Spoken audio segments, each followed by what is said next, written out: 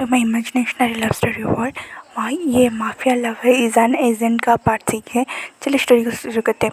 यहाँ तक तो हमें पता चल गया कि वांग जी विंग के लाइफ में एंटर कर चुके हैं, पर वांग जी को सिर्फ विंग का दोनों नाम पता है कि वो विशान है और हीलिंग पड़ता है, पर विंग को वांग जी का ये नाम पता है कि वो आज़ान है। अभी तक उसे ये भी नहीं पता कि वांग जी है कौन।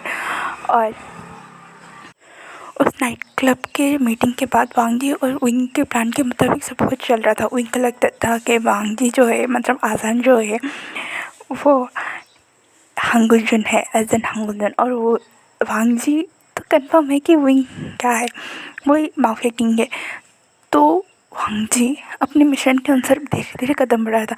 पर विंग जब वापस आया घर पे उस रात को, तो साउजिंजन और सुयांग ने कहा हमारे पीछे कोई लगा था। तो विंग ने कहा पर तो सुयांग ने कहा तुम्हें जिस पे डाउट था वो तुम्हारे साथ ही था, वो हमारे पीछे नहीं लग सकता है। तो साउजिंजन ने कहा तो और कोई होगा। तो विंग ने कहा इम्पॉसिबल। उसके दिखना था आसपास ने ह्यूमन ट्रैफिकिंग को रोक दिया। तो सुयांग ने कहा क्यों, तुम्हें कोई टक्कर का मिल रहा है इसलिए तुम्हें प्रॉब्लम हो रहा है विंग। तो उन्होंने कहा ऐसा कुछ नहीं, बट मेरा शक कभी गलत नहीं होता है। तो सुयांग ने कहा इस बार अगर गलत हुआ ना, हम पूरी मिशन को ही। तो उन्होंने कहा पता करो कि वहाँ पे और कौन कौन एजेंट के रूप में काम कर रहे थे उस दिन। तो साउजिंजन ने कहा तुम्हें लगता है वहाँ पे हंगजन होगा तो और कोई होगा। तो इन्होंने कहा अगर ये मेरा शक सही नहीं है तो वहाँ पे और भी एक एजेंट होगा जो हंगजन होगा। तो सुयांग ने कहा तुम्हें क्यों लगता है। तो इन्होंने कहा तो तुमने अभी तो बोला है। तो सुयांग ने कहा अच्छा ठीक है। उसके बाद विंग सुयांग और साउजिंजन पूरी रात काम पे लग रहे थे। उन्हें सुबह उठकर मैडम वो हानली और जंग ने जब देखा, ऐसा लग रहा था कि वो पांडा बन चुके थे, उनके आंखों के नीचे डार्क सर्कल आ गए थे। तो मैडम ने कहा क्या कर रहे थे, रात भर हुक्काबाजी कर रहे थे क्या। तो विंग ने कहा मॉम कभी तो सीरियस हो जाइए, हम क्या इतने बुरे दिखते हैं। तो जंग ने कहा नहीं तो पांडा लग रहे हो पांडा। तो वो हम रात भर काम कर रहे थे। तो जंग ने कहा विंग इतना भी काम मत करो कि तुम्हें पहचानने के लिए लोगों को बुलाना पड़े। तो विंग ने कहा बाबा। तो यानी ने कहा अच्छा तो फिर से ऑफिस जाने का इरादा क्या। तो नहीं हम आज ऑफिस नहीं जाएंगे, जंग है ना काम संभालने वाला। तो जंग ने हाँ रात भर जागो तुम, इम्पोर्टेंट मीटिंग नहीं करूँ। तो अरे कर दो ना यार, देखो मैंने प्रेजेंटेशन तो रेडी कर दिया है, तो मुझे प्रेजेंट करना है प्लीज़। जंग भी उनके बातों में आ गया और कहा हाँ ठीक है। तो यान ने कहा पहले तुम ऑफिस जाओ उसके बाद उनके ऑफिस। तो जंग ने कहा पर क्यों सोचे। तो यान ने मन में कहा क्या इसे बोल दूँ, नहीं रहने देते हो। तो यान ने लगा नहीं तुम्हारे यार नई सेक्रेटरी तुम्हें याद है ना। तो जंग लगा नो। तो मैडम ने कहा क्या ना ही तुम जाने वाले हो। तो जंग ने अच्छा ठीक है अम्मा। उसके बाद सारे लोगों ने ब्रेकफास्ट किया और विंग और साउजिंजन फिर से उसी काम में लग पड़े। तो वांग जी को थोड़ा सा डाउट हुआ था, तो वांग जी ने पहले ही अपनी डुप्लीकेट आईडी से वहाँ पे चेक इन करा दिया था। तो विंग को एक डुप्लीकेट आईडी भी मिल गया। तो वांग ने कहा बिंगो। तो सुयांग और साउजिंजन ने कहा अब क्या हुआ। तो विंग ने कहा ये दोनों अलग पर्सन है। तो सुयांग ने कहा तो फिर तुम उसका पीछा छोड़ने वाले हो। तो विंग ने कहा हाँ बिल्कुल, मुझे तो पता करना था वो एजेंट हंगोजन है और कुछ नहीं। अगर वो एजेंट हंगोजन नहीं है तो मैं अपने वर्ल्ड में उसे नहीं लाने वाला। तो साउथ ने क्यों तुम उसकी केयर कर रहे हो। तो विंग नहीं बस मेरे अपने काम पे फोकस कर रहा हूँ और अपने गोल पे। तो सुयांग ने कहा तो फिर हम चले सोने। तो विंग ने कहा हाँ मुझे भी नींद आ गई। ये क्योंकि ये तीनों अपने अपने साथ सुयांग और साउथ अपने रूम में और विंग अपने रूम में जाके सो गया। यहाँ पर वांग जी ने सुबह उठा, सारे फैमिली मेम्बर के साथ ब्रेकफास्ट किया। मैडम नान ने कहा वेंकिंग और वेनिंग को कि तुम आज जा रहे हो ना इंटरव्यू के लिए। तो मैडम की बात सुन के इन दोनों ने हाँ में हिला दिया। और वांग जी ने कहा मुझे काम है ये कह के वो वहाँ से उठ गया। तो मैडम ने कहा इसका क्या होगा। तो लाइन से जाने का मॉम। तो मैडम ने कहा तुम तो कुछ बोले मत, तुम तो उसका ही सपोर्ट लोगे। और कुरेन तुमने कुछ बोलने के बारे में सोचा, मैं तुम्हारी टांगें तोड़ूंगा। तो कुरेन ने कहा मैंने कहा कुछ बोला। तो मैडम ने कहा तुम कब कुछ बोलते हो क्या। तो मैं कुरेन ने कहा तुम बोलने देते हो तब ना। ये मैडम नहीं सुन पाई थी, वो वहाँ से निकल गई थी लाइन से जाने का।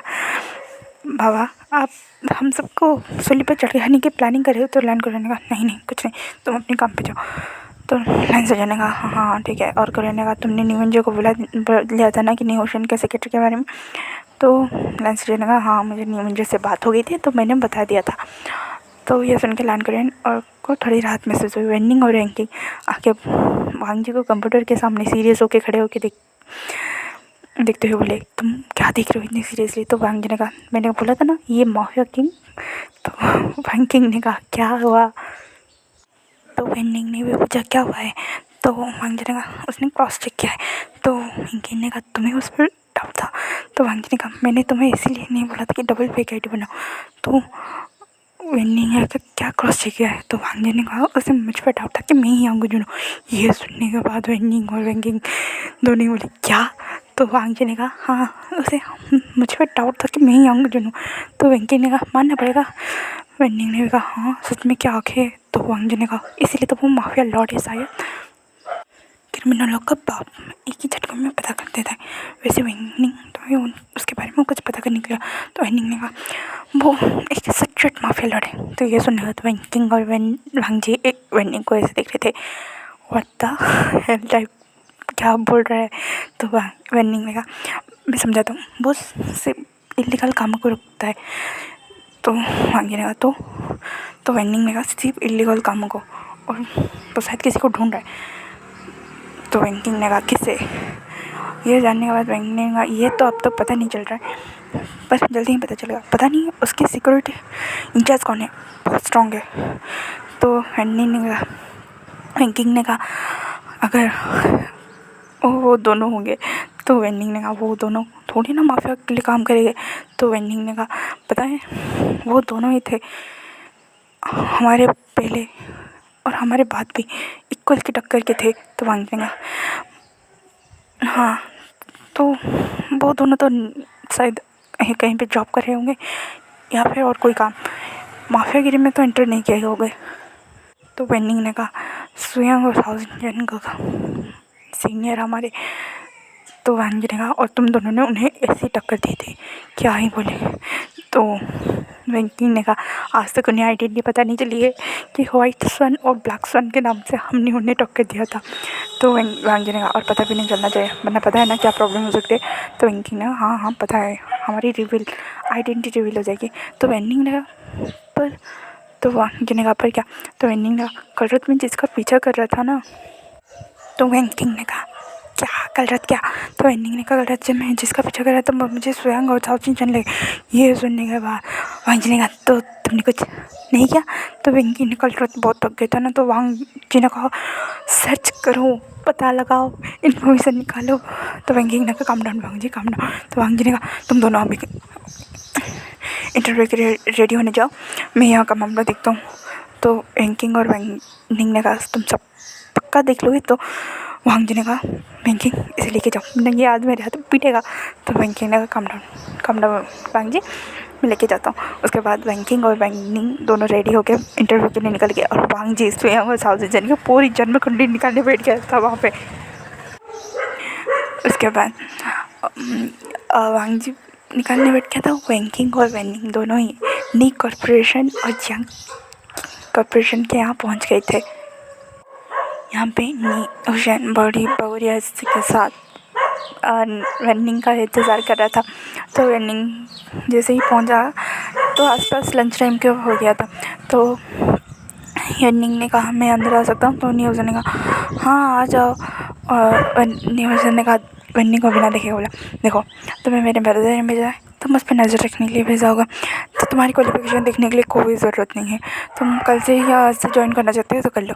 तो वेंडिंग ने कहा तुम हमेशा ऐसे ही बात करते हो अपने स्टाफ से? ये सुनने के बाद न्यूज़ ने कहा व्हाट? मैंने बोला क्या ये मुझसे ऐसे बात कर रहा है? उसके बाद न्यूज़ जैसे ही पीछे मुड़ा और वेंडिंग को देख ये बात बोला तुम कौन हो और तुम मुझसे ऐसे बात क्यों कर रहे हो? तो वेंडिंग ने कहा नहीं ब्रदर अब मुझे भूल गए क्या? तो न्यूज़ ने कहा नहीं ब्रदर तुम मुझे ब्रदर कैसे बुला सकते हो? उसके बाद वेंडिंग ने अपनी रिज्यूम में दिखाया। तो न्यूज़ ने जब रिज्यूम में वेंडिंग का नाम पढ़ा तो उसकी खुशी समय नहीं भूल रहा था। पर वो क्या करे, सख्त लंडा का एटीट्यूड रखते हुए बोला ओह तुम वेंडिंग हो। मुझे लगा ब्रदर ब्रदर ने मेरे ऊपर नज़र रखने के लिए किसी वजह तो वेंडिंग ना। हाँ वैसे भी एक काम है पर मुझे अपनी स्किल इम्प्रूव करनी है। तो वेंडिंग ने कहा तो तुम कब से ज्वाइन करने वाले हो। तो वेंडिंग ने कल से ज्वाइन करो तो चलेगा या फिर आज से ही ज्वाइन हो जाओ। तो वेंडिंग ने कहा जब ये बोला तो नहीं हो जाने का कोई ज़रूरत नहीं, कल से ही ज्वाइन हो जा। तो अब क्या है तो वेंडिंग अब घर जाके लंच और थोड़ी रेस्ट करके कल की प्रिपरेशन। तो नहीं हो जाने का तो तुम मेरे साथ लंच डेट पे चलोगे। ये सुनने के बाद वेंडिंग ने मन में कहा बिंगो लग गया लॉटरी। तो वेंडिंग ने अपनी पूरी इमोशन को दबा के अपनी ड्यूटी को आगे रखते हुए कहा ठीक है हम चलते हैं। इसके बाद न्यूशन और वेंडिंग लंच करने के लिए वहाँ से चले गए। और यहाँ पे दूसरी ओर वेंकिंग भी करीब लंच टाइम के आसपास पहुँचे थे। तो जंग चैन ने बड़ी स्ट्रिक्टली रिजेक्ट करने वाले फॉर्म में बैठा था कि जो भी आएगा वो सेक्रेटरी बनने के लायक ही नहीं होगा, मैं उसे यूँ ही रिजेक्ट कर दूँगा। तो वेंकिंग ने जब अपना सर्टिफिकेट दिया तो जंग चैन को पहले नाम से मिला। तो उसने कहा पहले नाम पे मत पढ़। उसके बाद उसने सारे रिज्यूमे देखा और कहा तुम्हारी तो बहुत अच्छी है, तुम तो सीईओ बनने के लायक हो। तो वेंकिंग ने कहा रियली जंग चैन मुझे सीईओ बनना चाहिए। तो ये सुनने के बाद जंग चैन ने कहा जंग क्या मैं सही समझ रहा हूँ मन में बोला। और जैसे ही उसने वेंकिंग को देखा तो वेंकिंग ने कहा क्यों तुम क्या सबसे ऐसे ही बात करते हो कि हर स्टाफ से ऐसे ही रूड वे में। तो जंग चैन आप वो नहीं मुझे लगा मॉम। तो वेंकिंग ने कहा डोंट टेल मॉम, तुम्हारी मॉम मतलब आंटी हो, तुम्हारे लिए लड़की ढूंढे इसलिए वजह। तो जंग चैन हाँ मुझे लगा इसी वजह से मुझे कोई फीमेल सेक्रेटरी। तो वेंकिंग ने तो फिर मैं जॉब पे रहूँ तो मुझे थोड़ी सी एक्सपीरियंस चाहिए उसके बाद मैं काम पे ज्वाइन कर लूँगा। एक्चुअली मैंने कुछ काम सीखा है पर। तो जंग ने कहा कोई बात नहीं तुम आज या कब से अभी से कब से। तो वेंकी ने मैं कल से ज्वाइन होना चाहता हूँ चलेगा। तो जंग ने कहा तो वेंकी ने तुम बहुत ज़्यादा मेसी हो रहे हो जंग क्योंकि जंग बातें करते समय कभी ये गिरा रहा था कभी वो गिरा रहा था। तो जंग जब वेंकी का थोड़ा सा सख्त लहज़ सुनता है तो वो शांत हो जाए और कहता है तो तुम अब क्या करने वाले हो। तो वेंकी ने कुछ नहीं घर जाके लंच उसके बाद you know some personal thing. तो जंग ने कहा बॉयफ्रेंड से मिली। तो वेंकी ने कहा ये थोड़ा ज़्यादा पर्सनल नहीं हुआ बट बाय द वे मेरा कोई बॉयफ्रेंड नहीं है। नहीं मेरा मतलब वो नहीं था ज़्यादा पर्सनल बोलेंगे सॉरी। तो वेंकिंग ने कहा इट्स ओके। तो मुझे आज भी बचपन की तरह क्यों डर रही हूँ, क्या मेरे दो सिंग हैं मुझे क्या मैं राक्षस की तरह दिखाई दे रहा हूँ। और वेंकिंग मन बोलता राक्षस कहेंगे मैंने तुम्हें कुछ साल अकेला के छोड़ा तुमने तो माफिया ही ज्वाइन कर लिया। तो वो जान करेगा नहीं ऐसा ही कुछ नहीं है। वो मुझे तुम्हें पूछना था कि लंच पे चले। तो वेंकी ने कहा डायरेक्ट डेट पे पूछ रहे हो। तो जंग ने कहा नहीं वो नहीं बस लंच टाइम हो गया है और हम जानते हैं एक दूसरे को इसी वजह से। तो वेंकी ने कहा मुझे मज़ा करा तो चले यहाँ से जो कोई लेके चले। तो जंग ने कहा हाँ चले। और जंग मैंने कहा डेट के तरह काउंट नहीं कर सकती थी क्या ये। तो वेंकी ने कहा कुछ बोला तुमने। तो जंग ने कहा बिल्कुल नहीं।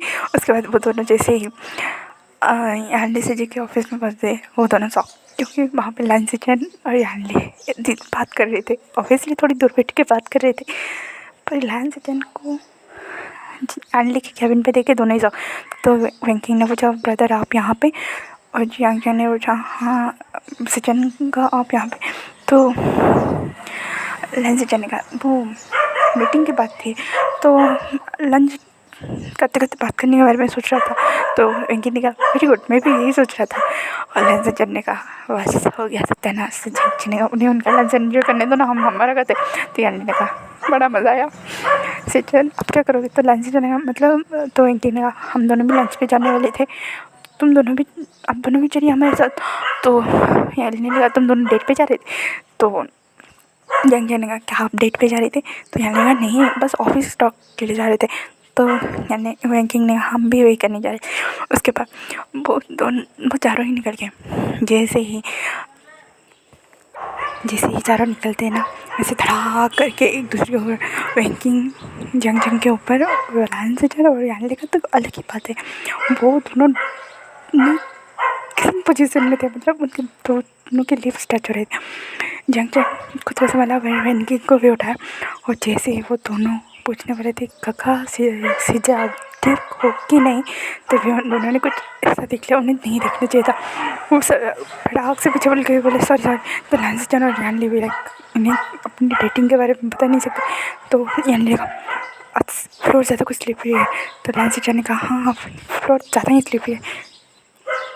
तो वेंकिंग और जंग कहने का हाँ फ्लोर ज़्यादा स्लिपरी है। इस ऑकवर्ड मोमेंट को उन चारों ने इग्नोर करने की कोशिश की और लैंसी चैन यानली तो कुछ ज़्यादा ही। उसके बाद वो चारों वहाँ से निकल के लंच करने के लिए निकल गए थे। सेम होटल जहाँ न्यू हुसैन और वेंडिंग निकल गए थे। ये वेंकिंग और वेंडिंग का प्लान था कि वो जहाँ भी जाएँ एक ही जगह जाएँ क्योंकि ज़्यादा से ज़्यादा बातें ये निकल सकते। तो इन दोनों ने ऐसे प्रिटेंड किया कि जैसे वो दोनों कोइंसिडेंटली मिल गए और अब ये 6 बैठ के लंच कर रहे थे। और न्यू हुसैन जंग एक दूसरे को बोलते मुझे कहीं और ले नहीं सकते। तो न्यू हुसैन जंग कहने मैं तुम मुझसे और कहीं नहीं था। तो वेंकिंग और वेंडिंग टेबल के नीचे साथ मिला रही था। बेचारी यानली और लैंसी चैन दोनों फंस गए थे इन चारों के चक्कर में। लैंसी चैन बोल रहे थे डेट के कचुम्बर हो गया। तो यानली ने कहा वो किस ये सब सोच रही थी। यहाँ पे दूसरी ओर वांग जी को साउ सिंचन और सोयंग के बारे में इंफॉर्मेशन मिल गया था कि साउ सिंचन और सोयंग विंग के साथ ही मिलकर काम कर रहे हैं विंग के अब्रोड वाले ब्रांच के नाम पे। तो वांग जी बस ये वेट कर रहा था कि किसी तरह वो और विंग फिर से मिले। तो आज का पार्ट यहीं पे ख़त्म हुआ था। जानती हुई थोड़ा छोटा सा पार्ट है पर फिर मिलेंगे, कल मिलेंगे। Thank you for watching and please ignore the background noise. और कल लॉन्ग पार्ट आएगा पक्का, promise. Okay bye tata see you.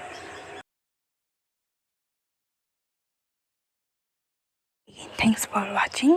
Bye bye cuties and स्वीटीज।